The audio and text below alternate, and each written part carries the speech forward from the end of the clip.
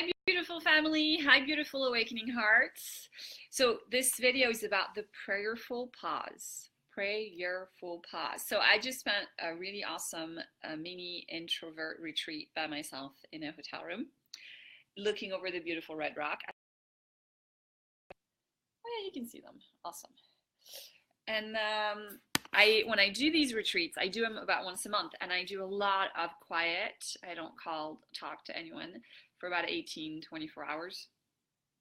And I just really go in and I do a lot of clearing and a lot of connecting. And so this time, I want to share with my masterminders and everyone who sort of follows what I share, the prayerful pause. So the prayerful pause is for you if you are someone who feels like they're on the planet with a purpose and a mission and a calling that is bigger than you. It's like this thing that's come to you and almost chose you to birth it into the world.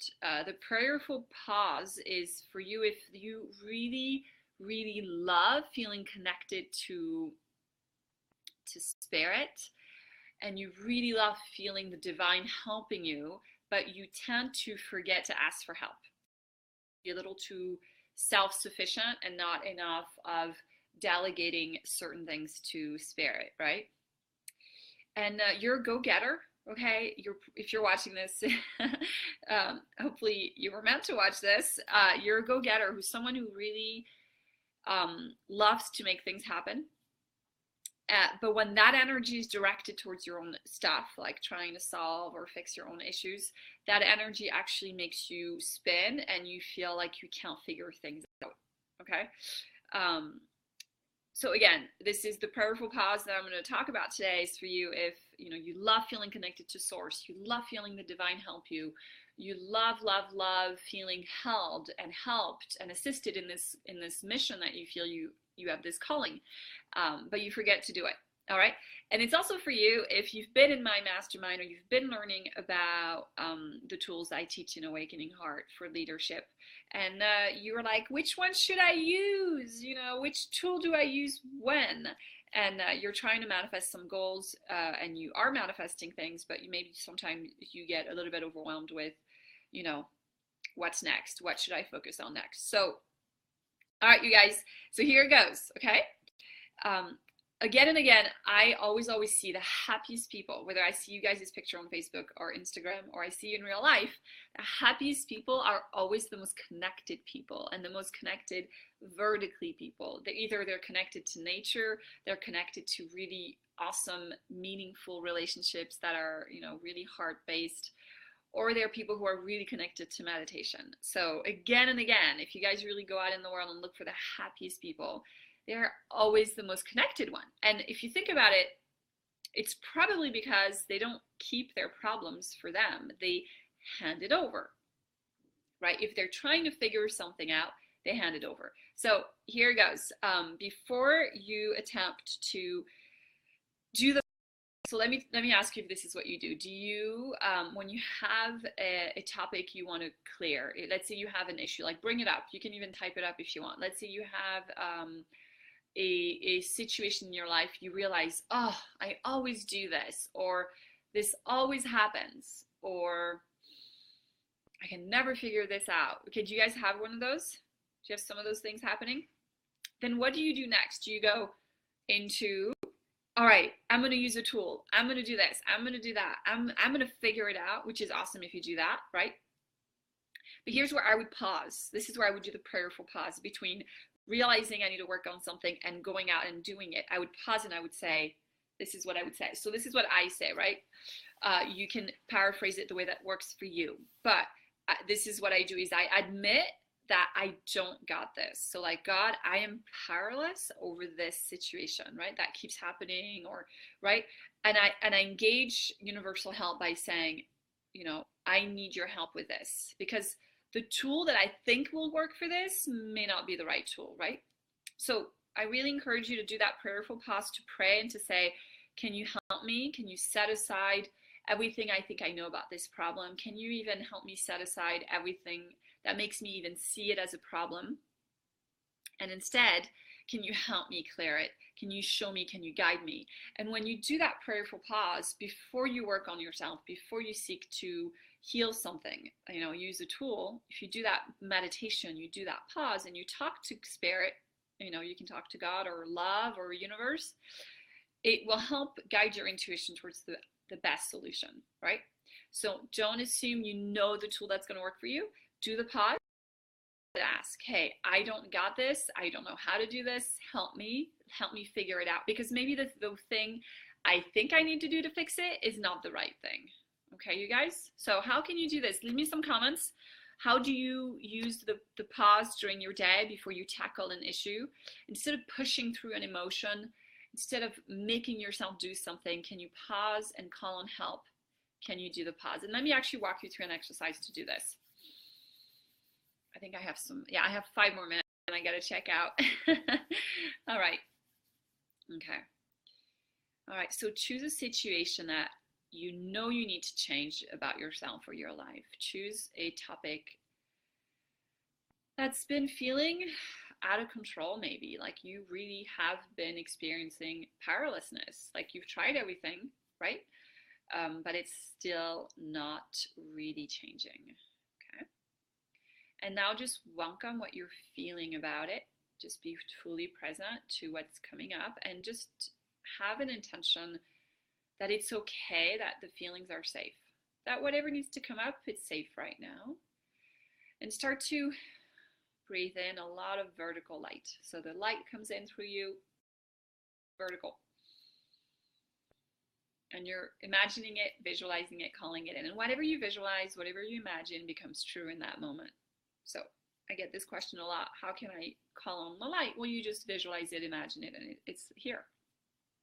And you can feel it go all the way around you.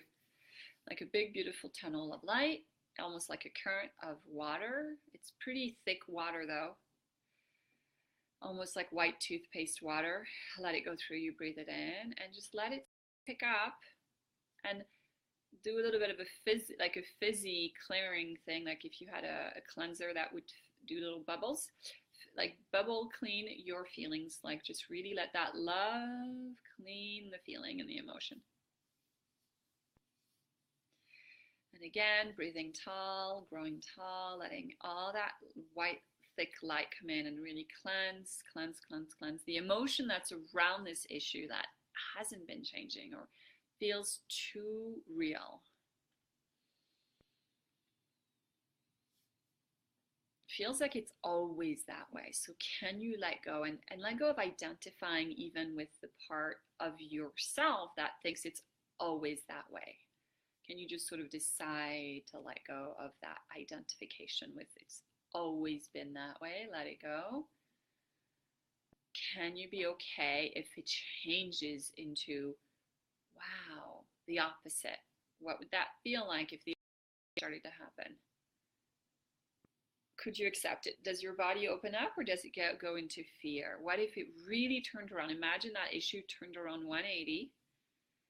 Would you be okay with it, or is there some anxiety coming up? I usually always see anxiety come up, so just feel it if there is and just do that little acceptance breath of loving it, accepting it. And when you connect vertically, you guys, that's that prayerful pause. That's you calling on this higher help, going, hey, universe, I need help. God, I talk to God really one-on-one, so whatever works for you. If you have that deep bond with spirit, use it. If you're not there yet, just use what you got. Some people like to be more connected to nature than spirit, so yeah. All right, so imagine your problem became a 180.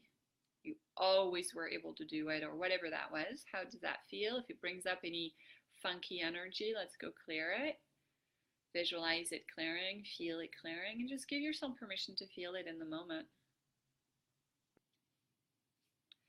It's funny when you accept a feeling, it just starts to dissolve and lose its grip on you. Can you feel that?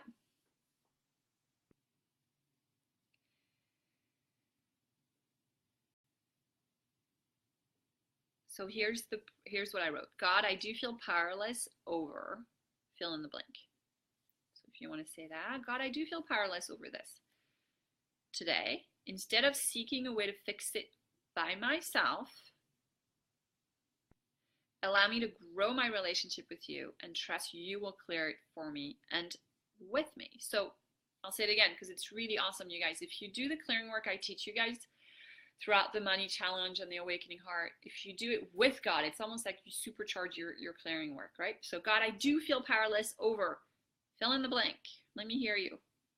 I can hear you. Remember, I'm telepathic. Not all the time, most of the time. God, I do feel powerless over this. Today, instead of seeking a way to fix it myself, allow me to grow my relationship with you and trust you will clear it for me and with me.